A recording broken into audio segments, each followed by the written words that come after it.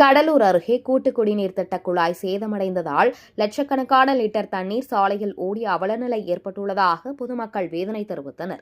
சிதம்பரம் நகராட்சிக்குட்பட்ட 33வது வார்டுகளிலும் கொள்ளிடம் கூட்டு குடிநீர் திட்டம் மூலம் வீடுகளுக்கு குடிநீர் வழங்கும் பணி நிறைவு பெற்ற நிலையில் வடக்கிராத வீதியில் அதிகாலையில் இருந்து கொள்ளிடம் கூட்டு குடிநீர் குழாயில் சேதம் ஏற்பட்டதால் பல லட்சம் லிட்டர் குடிநீர் சாலைகளில் வீணாக ஓடியது. கோடைக்காலம் துவங்க உள்ள நிலையில் பல லட்சம் லிட்டர் குடிநீர் வீணாக சாலையில் ஓடியதால் பொதுமக்கள் மத்தியில் அதிர்ச்சியை ஏற்படுத்தி உள்ளது. இதுகுறித்து நகராட்சி ஊழியர்கள் கேட்டபோது, நேற்று வடக்கிராத வீதி பகுதியில் மின்சாரத்துறை அதிகாரிகள் பணிகள் மேற்கொண்டதாகவும், அப்பொழுது பைப்லைன் சேதமாக இருக்கலாம் எனவும் அதனை கண்டுகொள்ளாமல் அவர்கள் சென்ற நிலையில் காலையில் தண்ணீர் திறந்தபொழுது குடிநீர் முழுவதும் சாலைகளில் ஓடியதாக தகவல் தெரிவித்தனர். எனவே அலட்சியமாக செயல்பட்ட மின்வாரியத்துறை அதிகாரிகள் மீது உரிய நடவடிக்கை எடுக்க வேண்டும் என பொதுமக்கள் கோரிக்கை வைத்தனர்.